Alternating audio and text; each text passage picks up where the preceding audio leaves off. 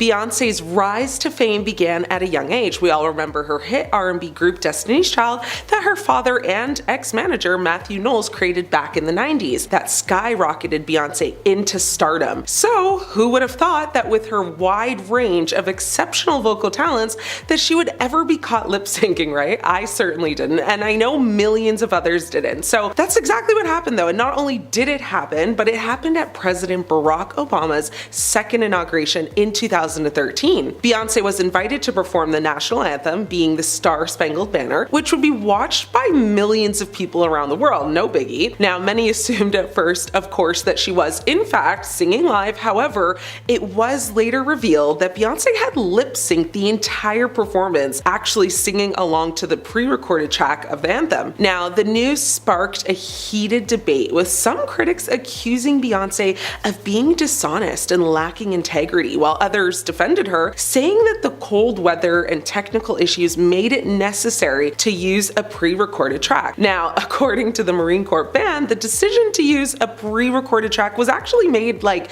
minutes before the performance. Beyonce also said that she had sung along to the track to ensure that the performance was flawless. Now, when she admitted that she had lip-synced, the singer said she's a perfectionist and wanted her performance for Barack Obama to be a memorable one. Now, she called the day emotional, and she went on to say, "I practiced until my feet bleed, and I did not have time to rehearse with the orchestra. Due to no proper sound check, I did not feel comfortable taking a risk. It was about the president and the inauguration, and I wanted to make him and my country proud. So I decided to sing along with my pre-recorded track," which is very common in the music industry, and I'm very proud of my performance. So, to be fair, and to her defense, the Star-Spangled Banner is notoriously difficult piece to sing. It spans such a huge vocal range, and it was also bitterly cold that day in Washington. So the combination of nerves and the cold may have influenced Beyonce's decision to rely on the pre-recorded track. We will forgive you, B, but we won't forget it. Moving on now, Beyonce has been called out many times for sampling songs throughout her career without actually getting permission first. One of the most notable cases is the song Ring the Alarm from her 2006 album B-Day. The song's chorus bears a striking resemblance to the 1995 song Get Me Bodied by Rare Essence, and also samples elements from the 97 song La Di Da Di by Doug E. Fresh and Slick Rick. In 2010, Beyonce was actually sued by songwriter Jennifer Armour, who claimed that Beyonce's song Baby Boy featuring Sean Paul infringed on her own song Love Theme, which was written in 97. Now, another notable one was Beyonce's song Run the World. She was accused of sampling the song Pon de Floor by Major Lazer without properly clearing the sample. But nothing almost ruined her career more than when she sampled the Challenger explosion in her song XO. Begins with audio of NASA's former public affairs officer Steve Nesbitt referring to a major malfunction involving the Challenger space shuttle, which actually exploded just a minute after its launch. NASA said in a statement to The Hollywood Reporter at the time, "The Challenger accident is an important part of our history, a tragic reminder that space exploration is risky and should never be trivialized." Now, in a statement to ABC News in December of 2013, Beyonce explained that she intended for the audio to be a tribute to those who passed away aboard the Challenger. She said at the time, "My heart goes out to the families of those lost in the Challenger disaster. The song XO was recorded with the sincerest intention to help heal those who have lost loved ones and to remind us that unexpected things happen. So love and appreciate every minute that you have with those who mean the most to you." The songwriters included in the audio in tribute to the unselfish work of the Challenger crew, with hope that they will never be forgotten. Many critics didn't accept her apology or statement, and many just believed she was being tone deaf and inconsiderate, with one person online saying, "This is not how you honor the crew members. Nobody asked for this," with another person saying, "This is so random and came out of nowhere. She hasn't once spoken about the Challenger incident. She's definitely lying about her intentions." NASA astronauts, employees, and the families of the Challenger astronauts were extremely upset that she used this audio and didn't think it was a well thought out idea. June Scobie Rogers, the widow of Challenger Space Shuttle Commander Dick Scobie, told ABC News at the time, "We were disappointed to learn that an audio clip from the day we lost lost a heroic Challenger crew was used in the song XO. The moment included in this song is an emotionally difficult one for the Challenger families, colleagues, and friends. We have always chosen to focus not on how our loved ones were lost, but rather on how they lived and how their legacy lives on today. A former NASA employee, Keith Cowing, said, "This choice of historic and solemn audio is inappropriate in the extreme. The choice is little different than taking Walter Cronkite's words to viewers announcing the passing of President Kennedy or 911 calls from attacks and using them for shock value in a pop tune." Beyonce has never spoken out about this since, and because it caused such a media frenzy, people were not only upset about it, of course, but also ready to cancel her completely. It gave a vibe that she was using tragedy to sell records. Michael Richards is next. He is an American actor and comedian best known for playing Kramer on the TV show Seinfeld. Found himself, though, at the center of drama and controversy back in 2006 when Richards was performing stand-up comedy at the Laugh Factory in West Hollywood, California. He basically went into a tirade, that had a lot of racist remarks and making derogatory comments, and a lot was targeted at the audience, most of whom were, heckling him and interrupting his set. Now, the incident, unfortunately for him, was actually captured on video by a member of the audience and quickly went viral, sparking widespread outrage and condemnation. Richards apologized for his behavior, stating that he was deeply, deeply sorry for his actions and that he had let his frustration get the better of him. This incident had significant repercussions for Richards' career, with many of his colleagues and peers publicly denouncing his behavior. Jerry Seinfeld, in particular, was very vocal in his criticism, stating that Richards' behavior was inexcusable and that he was sickened by the incident. The incident also sparked broader conversation about racism and comedy, with many arguing that Richards' behavior was not only unacceptable, but also highlighted the need for greater awareness and sensitivity around race and ethnicity. Nearly 2 decades later, Richards spoke with People magazine ahead of the release of his memoir, Entrances and Exits, and during the interview, he shared that he doesn't expect people to forgive and forget. That night, he said, "I was immediately sorry the moment I said it on stage. I'm not looking for a comeback." He continued to say, "My anger was all over the place and it came out hard and fast. Anger is quite a force. Rather than run from it, I dove into the deep end and tried to learn from it. It hasn't been easy." The former comedian told the outlet that he spent the years after the controversy in very deep analysis trying to figure out where all the anger was coming from, which he said was partly due to his own insecurities. He continued to say, "Somehow I couldn't connect to the joy of being an artist. I was comfortable being the character, not in being me." He added that fame magnified his insecurities, which led him to turn down several opportunities, and that he was never really satisfied with his performance in his hit sitcom, which ran from 89 to 98. However, he noted that he spent the past 17 years or so learning and healing, as well as confronting his childhood trauma, to which he also discussed in his memoir, among other topics. It's a good read. A series of unseen pictures from the night of the 2000 VMA ceremony show Diddy and then girlfriend Jennifer Lopez in a heated exchange. Now, the pair dated from 1999 to 2001, and the pictures were released by DailyMail.com. They show Diddy and J-Lo in a fight at an after party for the 2000 MTV VMAs at the defunct Lotus nightclub in New York City. Now, the photos were taken on September 7th, a day that Diddy has been accused of committing a horrible crime.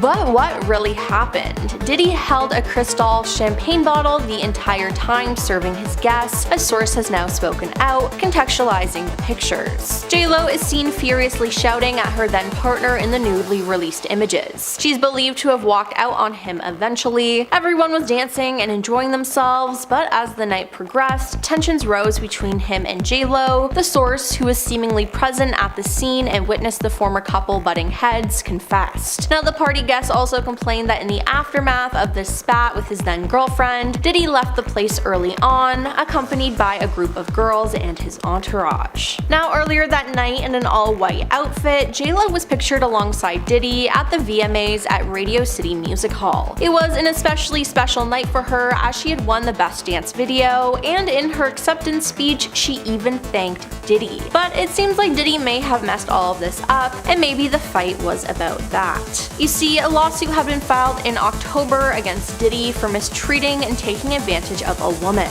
The anonymous accuser, identified only as Jane Doe, said the incident happened after she was driven to an MTV VMA after-party in the year 2000. Now, it seems like this could have happened after Diddy left the nightclub. The lawsuit says that a friend dropped Jane off at the VMAs at the Radio City Music Hall. She did not have a ticket, and she approached various limousine drivers to try to gain access to the show or simply to an after-party. Now, one driver, the lawsuit says, told her that he worked for Diddy and that she fit what Diddy was looking for. He invited her to a party after the show and told her to return to his car later in the evening after he transported Diddy and Jay-Z. Now, later in the night, the driver picked her up, and after 20 minutes, they arrived at a white house with a U-shaped driveway, the suit says. Now, Jane Doe then had to sign a document she believed was a non-disclosure agreement on arrival to enter the party, which the suit says was filled with celebrities. While there, she says she was offered a drink that made her feel woozy, lightheaded, and felt like she needed to lie down, so she went into a room to rest. Shortly afterwards, the suit says that Diddy and Jay-Z entered the room with Diddy saying, "You are ready to party."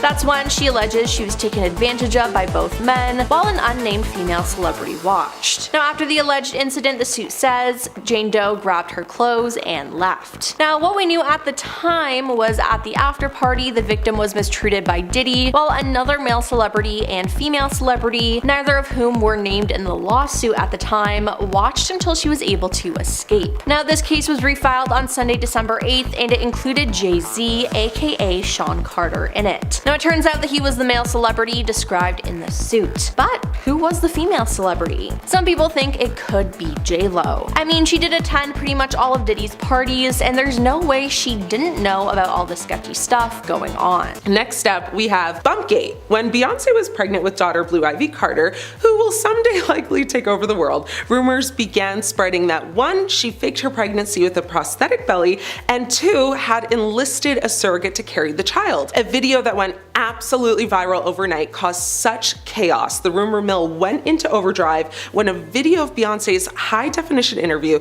with Australian's Sunday Night HD surfaced online, and honestly, it would have been a rather forgettable chat were it not for one moment at the start of the sit-down when a very pregnant Beyonce took a seat and her bump, well, took a break. When she sits down, you can actually see her stomach deflating, crumpling, and folding in on itself, however you want to describe it. Stills and slow-mos of the seemingly disappearing bumps circulated by the dozens, and conspiracy theories around as to the curious behavior of her baby bump. Was Beyonce wearing different size bellies to throw off the press as to how far along she was? Had she and Jay-Z gone the surrogate route and her seemingly deflating baby bump proved it, or was it something else entirely? Beyonce's publicist Yvette Noel Schur was quick to shut down the conspiracy theories of the masses, telling E! News that sites and rumors suggesting that Jay-Z's better half is wearing a prosthetic or otherwise faking her baby bump are foolish. Beyonce addressed it only once, saying, "That was crazy. It wasn't hurtful. It was just crazy. Where did they come up with this?" Now,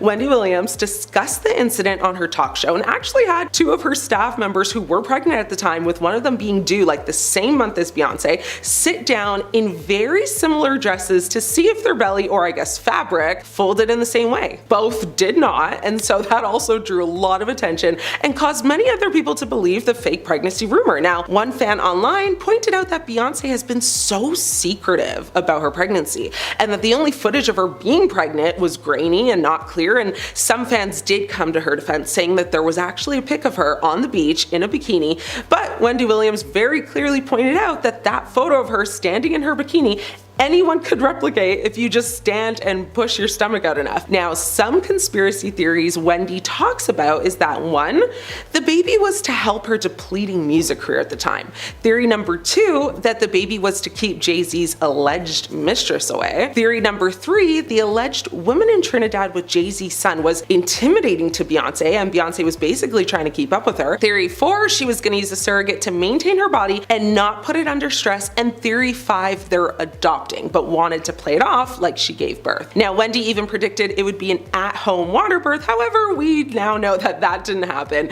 as Blue Ivy was born at Lenox Hill Hospital in Manhattan, New York on January 7th, 2012. Next up is Ashlee Simpson Ross, singer and sister to Jessica Simpson. I'll be shocked if you've never heard of this, but Ashlee Simpson's lip-syncing debacle during her Saturday Night Live performance in October 2004 is absolutely infamous because she lost her voice due to an acid reflux flare-up. Now, the incident was captured on camera by the CBS News program 60 Minutes. Simpson performed her hit song Pieces of Me without incident. When she returned to perform her second song, Autobiography, the drummer pressed the wrong button, causing Pieces of Me to play again. Simpson was so caught off guard, looked around like in confusion, then to make matters like hilarious, she briefly danced a little jig to like cover up the mistake. It became the topic of conversation for literally everyone, and she hasn't been able to live it down. Fast forward to 2024, while appearing on the February 19th episode of the Broad Ideas with Rachel Bilson and Olivia Allen podcast, Simpson looked back on the moment and said she had been dealing with vocal issues prior to the performance. Simpson recalled starting to lose her voice and waking up the day of the show to discover that she just couldn't speak. She also said she went to a voice doctor and found out she had two nodules like beating against each other. While she said her ability to sing had been thrown into jeopardy, Simpson now looks back with a deeper understanding of the need to stand her ground by not performing. She said, "The other thing is, learning as a woman, when you say no, or as an artist or as a human or whatever, that day I said, I will not go on, I do not care, I can't speak. Meanwhile, I'm not saying this, I'm writing it down because I can't talk." She recalled saying, "You know, my band's never practiced this is not going to go well, I can't do this." And I think that moment of having to do something, but then I think looking back, I would go, the power of my no and the power of me saying absolutely not, that's what I would go back and say. She has been working at People since 2022 and seems to have moved on from her infamous, incident that basically ruined her reputation overnight. Last on my list, I have Robin Thicke. Robin Thicke's antics during his performance at the 2013 VMAs with Miley Cyrus led to his divorce and the album Paula, one of the creepiest albums ever made, by the way, which flopped ridiculously hard and destroyed what remnants of a reputation that he had left. And then he was actually sued by Marvin Gaye's estate shortly after. Yes, I am aware this isolated incident didn't solely cause the divorce, though she did feel utterly disrespected by the performance itself. At a VMA after party, he was actually pictured with a fan, and in a mirror reflection, he could be seen grabbing her rear end under her skirt. Now, he was blasted for this in the press. Paula was extremely embarrassed by his behavior, and this led them to split. Now, she later on filed for divorce. It was soon after that he released the album named after her. He did multiple performances of the lead single Get Her Back and asked the audience multiple times to basically help him get her back. Critics thought the album was creepy. For example, the song Living in New York City opens with a clip of her saying she's moving to NY, and the entire song is about how he's now living there to try to find her. The rest of the songs are mostly either about forgiving, infidelity or still fantasizing about her. To promote this album, he actually did a deal with 1-800-Flowers. For $350, you could buy a Get Her Back bouquet, which was 100 red roses that came with a download of the album. It only sold 24,000 copies total. Now, the song itself was criticized at the time for the questionable lyric, not as much as it would be in 2025, but its popularity was mostly because people liked the catchy beat. Pharrell wasn't associated with the spectacle that surrounded,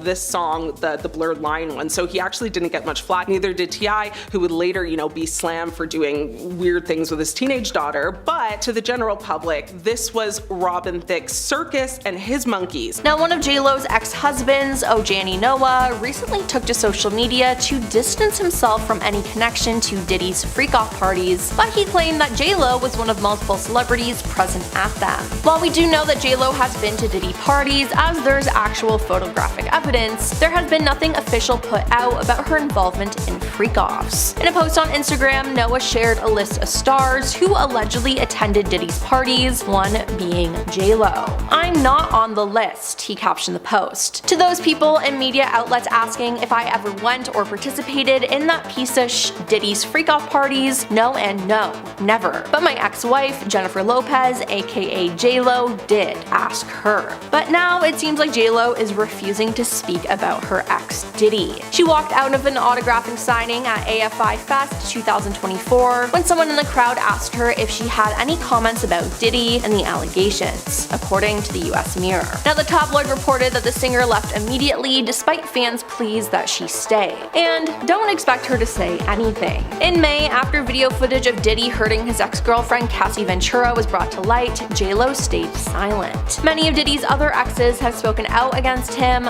but not J-Lo. Though tabloid sources claim that the Cassie footage disgusted her, J-Lo was silent on the subject and has stayed that way. Sources have been saying that Jen is not going to address the accusations or take time to talk about them because it's not her story to tell. If an interviewer brought it up, she would cross that path when it happens, but she won't address it publicly and will not put herself in that conversation on purpose. But J-Lo has spoken out in the past before about her relationship with Diddy, and some people believe that she might be a victim of his. Throughout their relationship and then after their breakup, J-Lo was aware of rumors that Diddy was cheating on her. Now, Diddy has admitted to cheating on multiple girlfriends in the past, so she was most likely right. "It was the first time I was with someone who wasn't faithful," she told Vibe magazine after the breakup. "I was in a relationship with Puff where I was totally crying, crazy, and going nuts. It really took my whole life in a tailspin." Now, she then grew increasingly concerned about his fidelity.